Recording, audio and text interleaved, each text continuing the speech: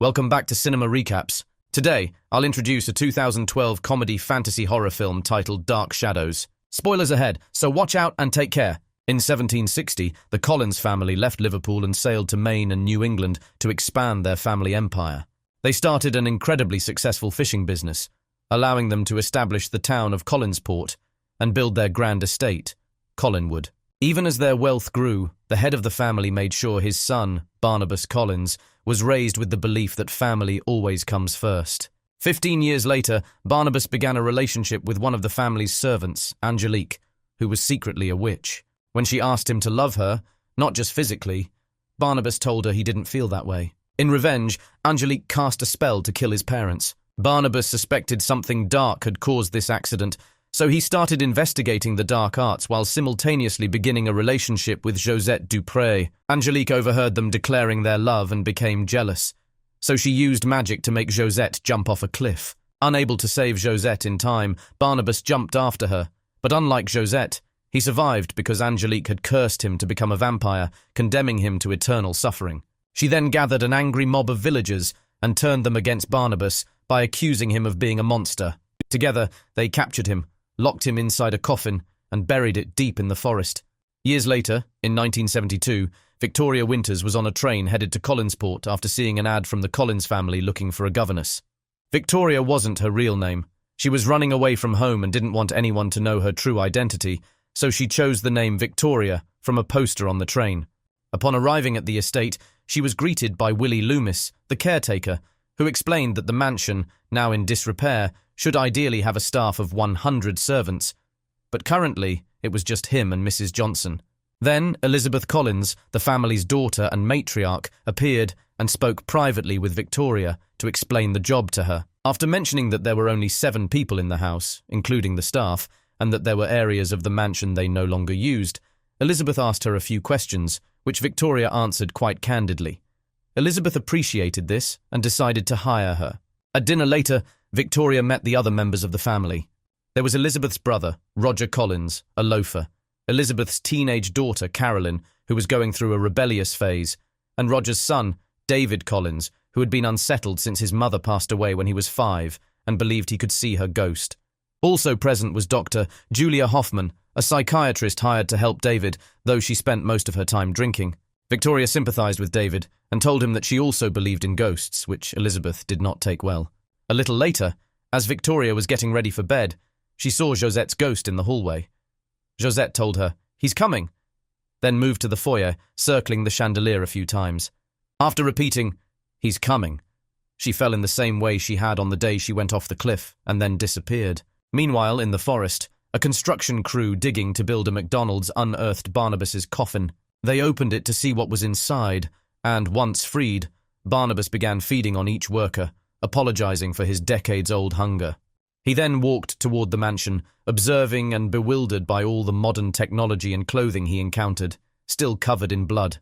When he arrived at the estate, he encountered Willie in the garden and hypnotized him with his vampire powers to get the necessary information. He also asked Willie to clean him up before heading inside. As Barnabas tried to introduce himself to the family's children, Elizabeth interrupted and asked to speak privately, expressing doubts about his identity and stating that all the magical myths surrounding the family were just fairy tales. Barnabas proved he was telling the truth by opening a secret room that even Elizabeth hadn't known about, and he promised to restore the family's glory with all the treasure hidden in that room. Elizabeth agreed to accept him back into the family, but with one condition: he must not tell anyone that he is a vampire. The next day, at breakfast, Elizabeth introduced him to everyone as Barnabas Collins III, a distant relative from England. The family began discussing business, explaining to Barnabas that the Collins fishing empire had collapsed and that the entire area was now controlled by Angel Bay Seafood. At that moment, Victoria entered the room, and Barnabas couldn't resist flirting with her because she looked so much like Josette. In town, Angelique was still alive under the name Angie Bouchard and was now the powerful founder and CEO of Angel Bay Seafood. When her employees reported the forest incident to her, she went there to see for herself and was shocked to find the coffin open. Without hesitation, she quickly drove to Collinwood, where she exchanged a few insults with Elizabeth before Barnabas pulled her aside to talk privately. As soon as the door closed, Angelique kissed Barnabas and told him that Collinsport had now become her Angel Bay, Thanks to the fishing company, she intentionally started to ruin the Collins family. The townspeople respected Angelique as a leader, having forgotten all about Barnabas, so no one would believe him anyway. After Angelique left, Barnabas expressed his worries to Elizabeth, who reminded him that regardless of what happened in his past, he had always fought so fiercely that they had to lock him in a box. His family needed him now, so he should continue to fight in the present as well. Inspired by Elizabeth's words, Barnabas put all his energy into restoring the Collins family's glory. By selling some treasures from the secret room, he hired dozens of people to renovate the mansion and rebuild the fishing company. With the help of an umbrella, sunglasses, and a hat, he was able to go out during the day without being burned by the sun. However, he struggled to find a comfortable place to sleep, so he asked the servants to bring back his old coffin. As the company began to operate smoothly, Barnabas hired fishermen by hypnotizing captains working for Angelique, causing them to switch over to work for him. In his free time, he continued learning about technology and spent time with Victoria. One evening, after Roger saw him emerging from the secret room with treasure in hand, Barnabas was caught by Julia. She noticed his strange behavior and invited him to her office. She hypnotized him and made him confess his secret, then left him to go confront Elizabeth for hiding it. Elizabeth persuaded Julia not to go to the police by pointing out that Julia should be intrigued by him, and indeed Julia wanted to keep him around to learn more. Sometime later, Barnabas asked Carolyn for advice on how to court modern women. Carolyn suggested he drop the old-fashioned mannerisms and socialize with interesting people. Barnabas eventually joined a group of hippies in the forest, where they shared stories and smoked together. After the girls taught him that women desire love rather than money, Barnabas killed them all to satisfy his thirst for blood. The next day, Julia began giving him blood transfusions to see if they could cure his vampirism. When Barnabas complimented her, Julia reminded him of doctor-patient confidentiality and then knelt before him to please him. Meanwhile, Barnabas and Victoria continued spending time together, bonding over stories about the supernatural. Angelique was furious that the Collins family company was becoming successful again. The board members didn't understand why she was so concerned, as Angel Bay still controlled 95% of the fishing network, but Angelique explained that it was a matter of pride and carrying on what her grandmother had started, a way to destroy the Collins family. She summoned Barnabas for a meeting and offered to buy his company, but he refused. Angelique reminded him that all she wanted was his love and threatened to kill Victoria if he didn't give it to her. Barnabas eventually gave in, and they made love all over the office, destroying most of the furniture in the process. After they were finished, Barnabas realized it was a mistake and told her he couldn't be with her. Angelique vowed to destroy him. Barnabas continued to see Julia for blood transfusions, while Victoria began having dreams about the time she saw Josette's ghost as a child and was sent to an asylum by her parents because of it. When she woke up, she saw Josette's ghost visiting her again, pleading for her help before disappearing in the morning. At breakfast, Barnabas announced that he wanted to throw a ball for the entire town to remind them of the ruling family there. Carolyn explained that nowadays people throw happenings instead of traditional balls and gave him some advice about modern parties. On the night of the event, she realized he hadn't been joking when he said he would arrange anything she suggested, and now Alice Cooper was performing live at their party. Not enjoying the music, Barnabas wandered around the house and saw David managing the coat room instead of the employee, as his father had asked him to take over for a while and let no one in. Barnabas sent David away and climbed the outer wall to look through the window, discovering Roger in an intimate moment with the employee and stealing wallets from guests' coats. Later, he met Victoria on a balcony. She told him that she knew about his feelings for her, feeling that she could share anything with him and that it was as if she had known him forever. She confessed that she always felt something drawing her to Collinswood. When he tried to kiss her, she instinctively pulled back, as it was the first time someone she loved had loved her in return. She began to tell him her story. Victoria had spent many years in the asylum, with only the doctors and Josette's ghost as company, enduring countless painful treatments to fix her. But she never lost her will, and one day, she escaped through a window.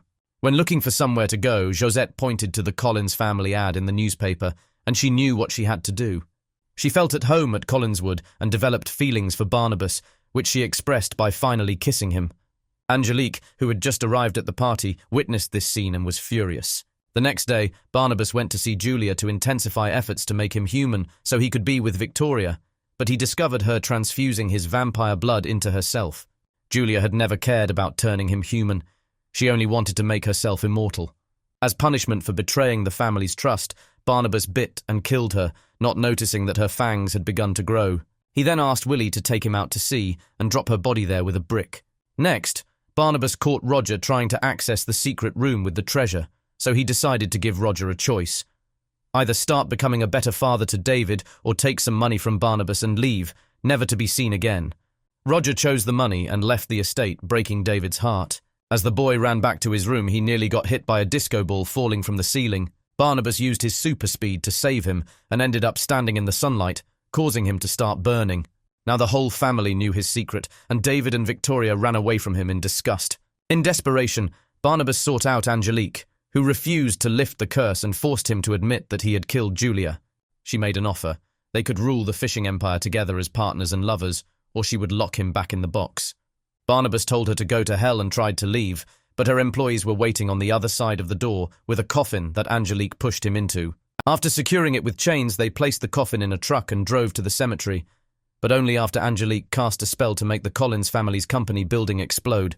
The coffin was left in a mausoleum, and David found it shortly after when his mother's ghost warned him that Barnabas was in danger. In town, people were watching as the police and firefighters dealt with the fire. Angelique appeared and played a recording of Barnabas admitting he had killed Julia, using it to rally the townspeople against the Collins family. The angry crowd, along with the police and Angelique, headed to Collinswood just as Barnabas returned. He was willing to confess everything if they wouldn't harm his family, but he wanted to take Angelique with him. The sheriff tried to shoot Barnabas, but it obviously had no effect on him, so he bit Angelique, causing her skin to crack and revealing to everyone that she was also a monster. As the sheriff instructed everyone to leave, Barnabas began fighting Angelique with the help of Elizabeth Carolyn, who revealed she was a werewolf, and a shotgun. Unfortunately, they were no match for the power of a witch, especially when Angelique enchanted the house to attack the family. While torturing them, she confessed that she had been the one to kill Barnabas's parents, David's mother, and even sent a werewolf to bite Carolyn when she was an infant because she had always been the curse behind the family's suffering. David appeared and summoned his mother's ghost to attack Angelique, throwing her across the room and causing her to crash into the chandelier, which fell and killed her. As the family fled the burning house, Barnabas bid Angelique a final farewell. The witch died after pulling her heart from her chest and giving it to him, but it crumbled into dust. Barnabas couldn't find Victoria, and David's mother informed him that she was at the cliff. As the family watched the house collapse, Barnabas hurried to stop Victoria from jumping, but she wouldn't listen to him. She was just a human living in the light, while Barnabas would forever dwell in darkness, so they couldn't be together. This sorrowful thought drove Victoria to jump, and just like decades ago, Barnabas followed her. But this time, he bit her to turn her into a vampire before she hit the ground. Now she was an immortal being like him, and they could be together forever. The couple shared a kiss. At the bottom of the ocean, Julia's corpse opened its eyes, revealing that she too had become a vampire. Don't forget to subscribe and turn on notifications to see more videos like this. Thanks for watching.